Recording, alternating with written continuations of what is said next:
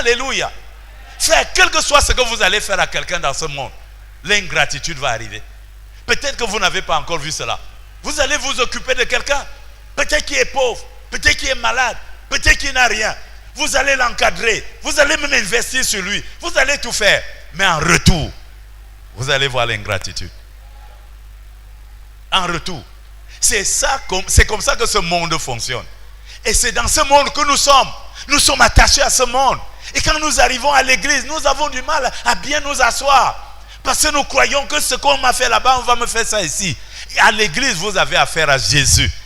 Et Jésus n'est pas ingrat. Hébreux au chapitre 6. Quelqu'un peut dire amen ce matin. Nous parlons du bénéfice de sa grâce. Hébreux.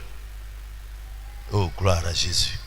Hébreux au chapitre 6, verset 10. Alléluia. Je veux commencer au verset 9. Alléluia. Quoique nous parlions ainsi, bien-aimés, nous attendons, quelqu'un peut dire, nous attendons. Même dans l'arche, même si les mois passent, même si les années passent, même si les jours passent, nous attendons.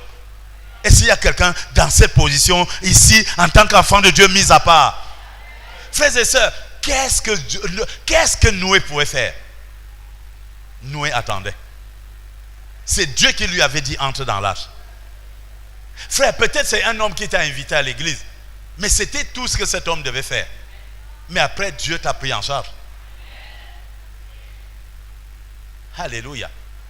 Et la Bible dit, nous attendons pour ce qui concerne des choses meilleures. Quelqu'un peut dire des choses meilleures? Ça veut dire qu'il y a des choses meilleures que ce que le monde vous propose. Dieu a des choses exceptionnelles qui ne s'accompagnent. La Bible dit que les bénédictions de Dieu ne s'accompagnent pas de chagrin. D'où sort le chagrin que vous portez? D'où ça sort? Alléluia. Pourquoi on est toujours frustré? Pourquoi l'église n'est pas épanouie?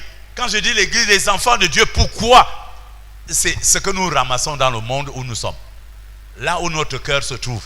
Là où notre vie se développe. Là où nos amis sont avec nous.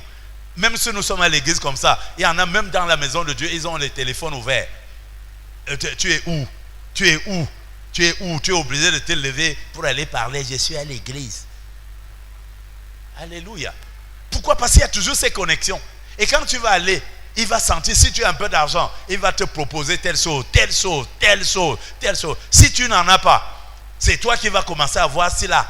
Et que tu commences aussi, toi aussi. Frère, ça doit finir. Nous dépendons de Dieu. Notre vie appartient à Jésus. Nous sommes nés de Jésus. Nous attendons des choses meilleures de Jésus. Moi, j'attends des choses meilleures de Jésus. Et je sais qu'il ne manquera de le faire dans ma vie. Alléluia. Gloire à Jésus. Nous attendons des choses meilleures et favorables. Des choses qui favorisent mon salut. Je ne suis pas éternel sur la terre. Il faut que je sois sauvé. Frère, toi qui es là, après avoir été avec tes amis, le jour où Dieu va te rappeler, qui va te sauver. C'est bien beau tout ça. C'est bien beau tout ça. Nous sommes toujours fourrés derrière eux. Ils sont toujours en train de nous dire, vous allez me faire quoi à l'église? Pourquoi ils ne vous disent pas, vous allez faire quoi au bar? Pourquoi ils ne vous disent pas, vous allez faire quoi dans tel lieu, dans tel lieu? Pourquoi ils vous parlent seulement de l'église? Pourquoi c'est seulement l'église qui est leur problème? C'est parce que le diable sait. Il sait que ta destinée et la mienne se trouvent dans l'église. Il sait que ta gloire, ton bonheur se trouve dans l'église. Tu n'es pas encore béni parce que ton cœur est dans le monde. Mais je vais te dire, Dieu n'est pas injuste. Alors le verset 10 dit, car Dieu n'est pas injuste. Verset 10, Dieu n'est pas injuste pour oublier votre travail. Et si tu travailles pour la gloire de Dieu, il dit, il n'est pas injuste. Il ne va pas oublier ce que tu es en train de faire. Mais frère, nous travaillons pour ce monde. Ce monde. Tu as même fait quoi. Quelqu'un oublie dès que tu tournes le dos. La Bible dit que quelqu'un a sauvé toute une ville. Et on a oublié ce qu'il a fait. Mais ce n'est pas le cas pour Dieu. Dieu n'est pas ingrat. Tout ce que tu fais maintenant, va te servir demain. Tout ce que tu fais maintenant, il n'y a rien que tu fais maintenant que tu vas regretter. On ne peut pas regretter quelque chose qu'on a fait avec Dieu. On ne le regrette jamais, mais avec les hommes que nous aimons, le monde que nous aimons, je ne sais pas quoi. C'est ça, c'est là où va venir notre déception. Et vous savez mieux que moi de quoi nous sommes en train de parler. Quelqu'un est là ce matin, il souffre. Il ne souffre pas à cause de l'église. Il souffre parce qu'il a été déçu là-bas. Qui a une parole franche? Qui va te dire là-bas dans le monde, quand quelqu'un a un cœur corrompu, il va te dire je t'aime. Il t'aime par rapport à quoi? Dans la corruption. Qu'est-ce qui est vrai là-dedans? C'est pour ça qu'il y a déception sur déception, déception sur déception. Pourquoi? Parce que nous sommes là-bas et c'est là-bas où on nous déçoit. Nous ne prions plus parce qu'on nous a déçus là-bas. On ne fait plus ceci parce qu'on nous a déçus là-bas. Je vois quelqu'un libéré au nom de Jésus. Mais Dieu n'est pas injuste. Ça veut dire toute chose que je fais maintenant, ça peut paraître petit, ça peut paraître, mais Dieu va se souvenir de moi. Alléluia. Il va se souvenir. Je traverse des difficultés. Peut-être dans mon lieu de service, il y a des problèmes. Peut-être dans mon foyer, il y a des problèmes. Mais je suis connecté à Dieu, je sais que je vais m'en sortir. Parce que dans chaque situation où je me trouve, Dieu est avec moi. Oh, gloire à Jésus. Dis à ton voisin, Dieu n'est jamais injuste. Troisième chose, frère, quelqu'un va me dire, pourquoi Dieu? C'est vrai que c'est Dieu. Mais pourquoi Dieu va se souvenir de quelque chose que j'ai fait il y a 10 ans? Comment il va se souvenir? Il y a des choses que toi tu as déjà oubliées, mais que Dieu n'oubliera jamais. La question est de savoir pourquoi. Simplement parce que Dieu tient ce que la Bible appelle le livre de vie. Il tient ce que la Bible appelle le livre des souvenirs. Quelqu'un peut dire Amen avec moi? Alléluia. Je vais vous montrer un exemple dans l'Ancien Testament. Esther au chapitre 6. Et vous allez comprendre que Dieu écrit tout. Ce que tu as fait à 8 heures, à 9 heures, à 10, tout est écrit. Sauf qu'il n'écrit pas comme nous. Alléluia. Est-ce que vous savez combien d'informations Internet garde? Vous pouvez savoir combien d'informations? Du monde entier. Mais les informations qu'Internet détient, on les a transformées dans un langage qui fait à ce qu'on peut stocker. Quand on parle du livre de Dieu, ce n'est pas un livre où tu fais page, première page, deuxième page, troisième page. Non. Le livre de Dieu est traduit dans un langage spirituel. Dieu sait tout, il le lit, c'est écrit. Alléluia. C'est écrit. Je prends l'exemple d'Internet pour que vous compreniez que c'est réalisable. Si un homme avec Internet peut contenir toutes ces informations, même les bêtises du quartier, il prend. Et il contient. Vous n'avez jamais vu Internet arrêté parce que quelqu'un a envoyé une photo. Et c'est tous les jours qu'on envoie. J'étais au champ, j'étais au village, j'étais en ville, j'étais. On envoie. Mais vous l'avez toujours vu, il prend. Parce que toutes ces informations qui arrivent sont traduites dans un langage. Et Internet arrive à lire cela. Je voulais vous dire que ça vient de la sagesse de Dieu. Première chose donc. Esther au chapitre 6. Oh, gloire à Jésus. Je crois que quelqu'un retrouvera sa délivrance ce matin. Je crois que quelqu'un recevra sa délivrance ce matin. Je crois que quelqu'un sera sauvé ce matin. Et Esther au chapitre 6, je lis le verset 1. Cette nuit-là, le roi ne put pas dormir. Et il se fit apporter les livres. Quelqu'un peut dire les livres. Le livre, quelqu'un peut dire le livre. Nous sommes dans l'Ancien Testament là. Et il dit, il fit apporter le livre des annales. Le livre des souvenirs. Alléluia. Il fit apporter ce livre. Oh, gloire à Jésus. Je vois ce livre entre les mains de Jésus maintenant, en train de fêter, en train de regarder, et en train de voir ta vie, en train de voir la mienne. Oh Seigneur, Dieu ne peut pas oublier. Et la Bible dit, le livre des annales, des chroniques, on les lut devant le roi. Et l'on trouva écrit. Est-ce que quelqu'un est membre de cette église? On trouva écrit. Ça s'est passé, je ne sais pas quand, mais on trouva écrit. Ce que tu as fait et ce que tu fais est écrit. Quelqu'un peut dire Amen. Et l'on trouva écrit ce que Mardochée avait révélé au sujet de Bigtan et de Terej, ces deux eunuques du roi, gardes du seuil, qui avaient voulu porter la main sur le roi Assuérus. On a trouvé cela été écrit. Mardochée, qui était un gardien, il était assis à la porte, gardien, sa vie n'était rien. Quand on le voyait, on le méprisait, on ne voulait rien dire, mais il avait posé un acte. Les gens voulaient tuer le roi, il a détourné le coup d'état, il a renversé le coup d'état, et on a écrit, frère, tu as aidé tel frère, tu as fait telle chose, cela est écrit. Hey, c'est écrit. Alors si tu ne fais rien, il n'y a rien n'est écrit. Rien n'est écrit. Alléluia. Oh, je croyais que j'étais encore dans l'église. Et la Bible dit,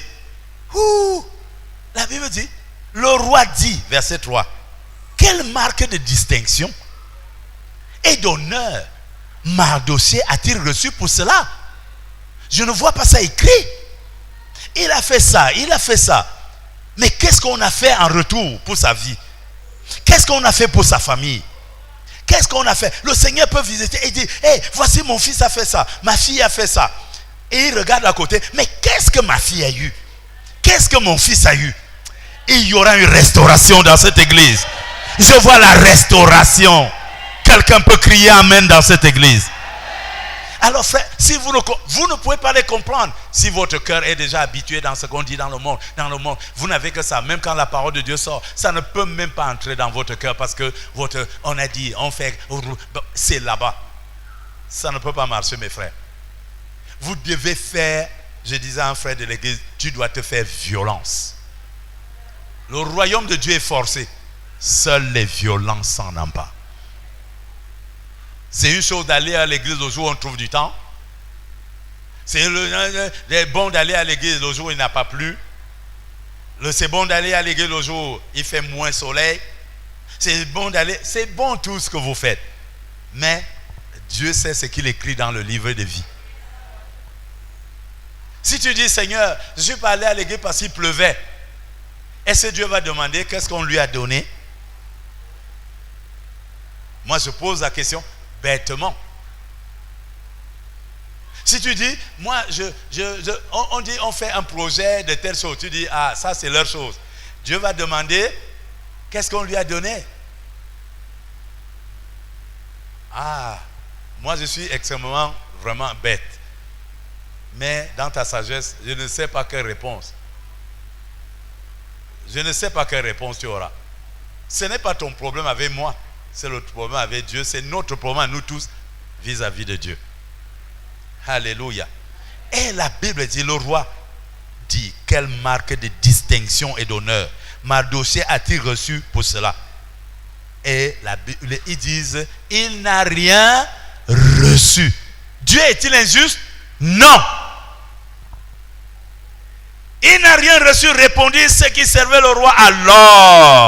Alors, hey, quelqu'un peut parler pour sa restauration. Il dit alors, ça c'est la réaction de la bonté de Dieu. Ça c'est la réaction de la gloire de Dieu. Dieu ne peut pas être indifférent. Dieu ne peut pas oublier un seul geste que vous avez fait pour sa gloire. Dieu ne peut pas oublier un seul geste. Dieu ne peut pas oublier une seule prière que vous avez faite. Dieu ne peut pas oublier. Je vous garantis de cela. Alléluia. Sommes-nous ensemble? Vous connaissez la suite de l'histoire. Ce monsieur qui était assis à la porte, gardien, méprisé et tout. Et celui qui le méprisait, Dieu a appelé, le roi a appelé la même personne qui méprisait ce type-là. Il lui a dit, amène-le. Fais à ce qui monte sur le cheval. Fais qu'on l'habille des vêtements de roi. Il a utilisé le même. J'ai souvent dit dans cette église, laissez les gens se moquer de vous. Les mêmes gens qui se moquent de vous, ce sont les mêmes qui vont porter votre sac. J'ai dit et je le dis. Alléluia. Je l'ai dit et je le redis. La seule chose que je vous demande, frères et sœurs, comme nous demande Dieu, c'est que nous soyons des hommes fidèles à Dieu. Ça viendra au temps convenable. Alléluia. Donc n'allez pas répondre parce qu'on se moque de vous. Et ce monsieur-là, méchant type, il a passé le temps à vouloir écraser Mardochée, humilier Mardochée, mais cet homme a été humilié. Je vois le Seigneur faire cela dans ta vie. Au nom de Jésus-Christ. Alléluia. Dans le Nouveau Testament, maintenant, regardez, parce que nous sommes dans la grâce. Philippiens au chapitre 4. Philippiens au chapitre 4. Oh, merci Jésus. Merci Jésus. Philippiens au chapitre 4. Est-ce que ça va aller ce matin? Philippiens au chapitre 4, verset 1. Il dit, c'est pourquoi mes bien-aimés et très chers frères, vous qui êtes ma joie et ma couronne, demeurez ainsi fermes dans le Seigneur, mes bien-aimés. Vous entendez cela? C'est dans votre Bible. Demeurez fermes. Frère, qu'est-ce qui brise notre fermeté? C'est le monde. C'est la connexion avec le monde. Même quand tu veux faire quelque chose, même quand tu veux faire ceci, le monde réel, c'est toujours le monde qui est devant. Vous dites, même une simple journée, même ceci, même cela. Oh, est-ce que tu as l'argent? Est-ce que tu as déjà payé le loyer? Est-ce que tes enfants ont déjà mangé? Est-ce que ceci, cela? Et tu tournes autour de ça et tu ne fais rien pour Dieu. Des raisons. La Bible dit, celui qui regarde le ciel et qui voit le ciel s'assombrir, il ne va jamais semer. Il ne va jamais semer. Ah, pourquoi tu ne vas pas au champ? Toi, tu ne vois pas le ciel. D'accord, tu ne sèmes pas, tu n'as rien, bien entendu. Tu n'as rien. Mais le ciel va continuer à tourner. Alléluia. Sommes-nous ensemble? Alléluia. Il dit donc, verset 2, j'exhorte Évodie. Tu peux enlever Évodie et tu mets ton nom. J'exhorte Syntyche à être d'un même sentiment dans le Seigneur. Et toi aussi, qui es là ce matin, qui écoute cet évangile, fidèle collègue, oui, je te prie de les aider. Elles qui ont combattu pour l'évangile avec moi et avec Clément et mes autres compagnons d'œuvre, dans toute l'église ensemble, 1, 2, 3, donc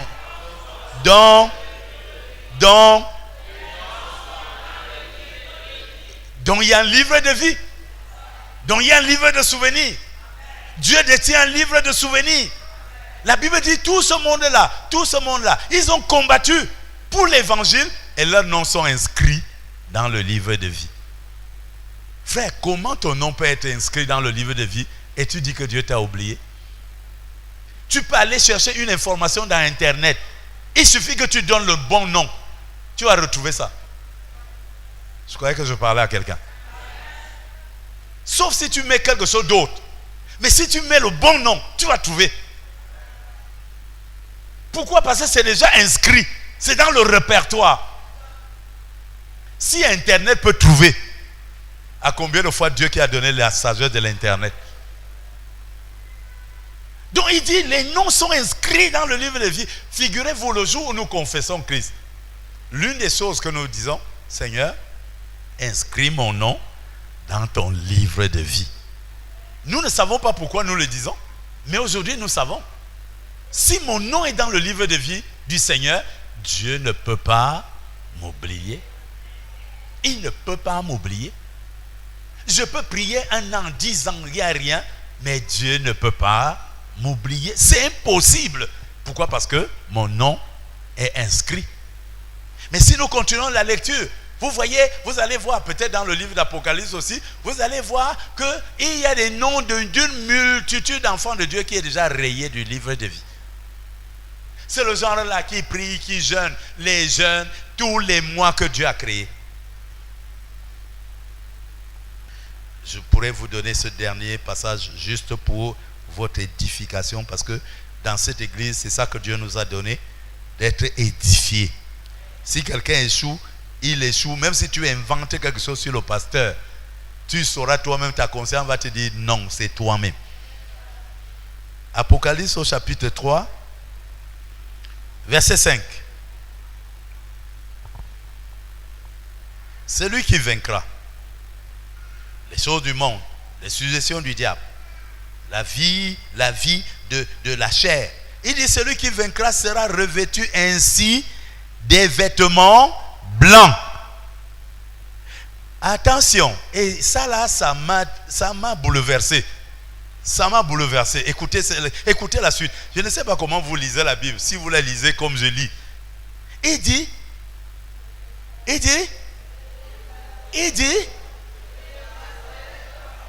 est-ce qu'on est toujours ensemble là? Il dit,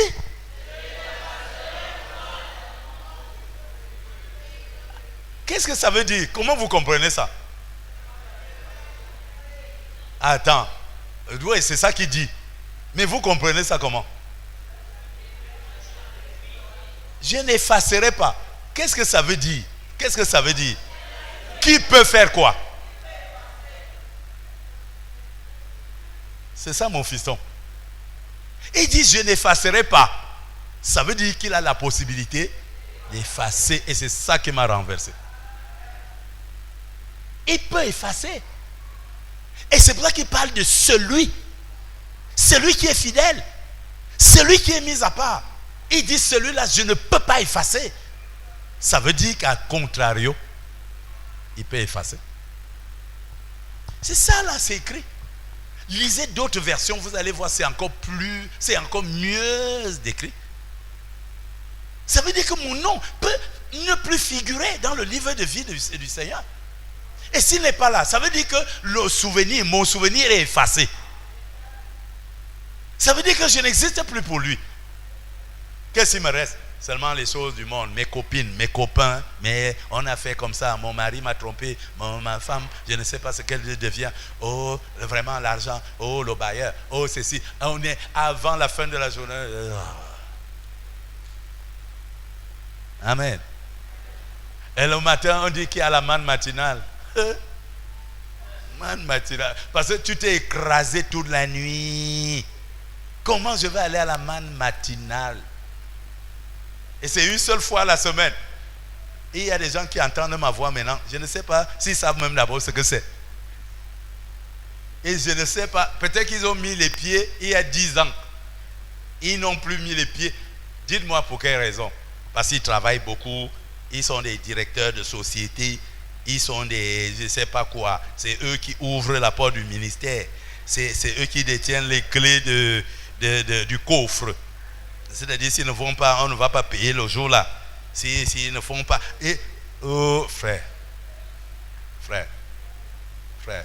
je vous assure, il y a quelque chose qui est en train de... Notre nom peut être effacé du livre de vie. Dieu peut effacer. Tu peux faire quelque chose et tu ne fais pas ça. Quelque chose que tu peux faire. Tu ne peux pas commencer le ministère, ta semaine dans la maison de Dieu. Même si tu viens faire 1 minute. Tu dis Seigneur, voilà je suis venu pour que tu saches que je suis ton enfant. Et je compte sur toi là où je suis en train d'aller. Combien font cela? On donne l'impression que tout le monde est hyper occupé. Plus occupé que tout. Va voir nos occupations. Va les voir. Tu vas rire jusqu'au soir. Va voir ce qui nous occupe. Va voir. Pourquoi il parle comme ça? Pourquoi il fait comme ça? Mais c'est pour ta vie. C'est pour ta destinée. C'est pour tes enfants. Tes enfants vont se souvenir de toi à cause de ce que tu auras fait dans leur vie. Sème maintenant. Sème maintenant dans la vie de tes enfants. Commence à préparer ta propre vie et la vie de tes enfants. C'est maintenant, ça se trouve dans la parole de Dieu. Ça se trouve dans ta relation avec Dieu. Ça se trouve dans l'arche. Dieu n'oublie pas ceux qui sont dans l'arche. Dieu n'oublie pas ceux qui sont dans l'arche. Je prêche l'évangile et je prêche en direct pour que quelqu'un dise le contraire de cela. Quelqu'un qui a la crainte de Dieu, quelqu'un qui aime Dieu, il va vous confirmer que c'est comme ça. Celui qui ne craint pas Dieu, il va vous dire le contraire pour vous éloigner. Mais je vous dis, c'est dans la connexion avec le Seigneur. Donc, en d'autres termes, de façon pratique, frère, ne laisse pas passer la semaine sans que tu aies mis tes pieds à l'église ne serait-ce que 3 fois.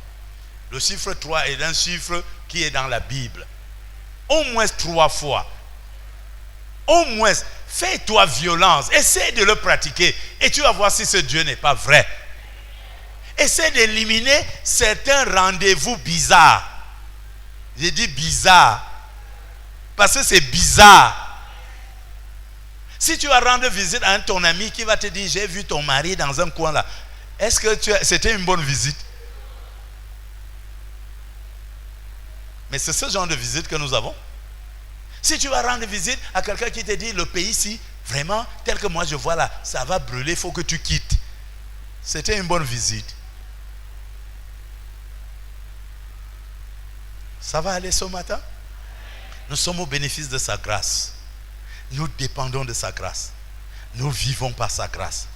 Romains au chapitre 10 nous a dit prophétiser cela, proclamer cela, témoigner cela. Commence à dire dans ton cœur, par ta bouche, Dieu ne m'a pas oublié. C'est vrai, j'ai demandé la voiture, je ne l'ai pas encore. Je n'ai même pas encore eu l'argent de cela, mais Dieu ne m'oubliera pas.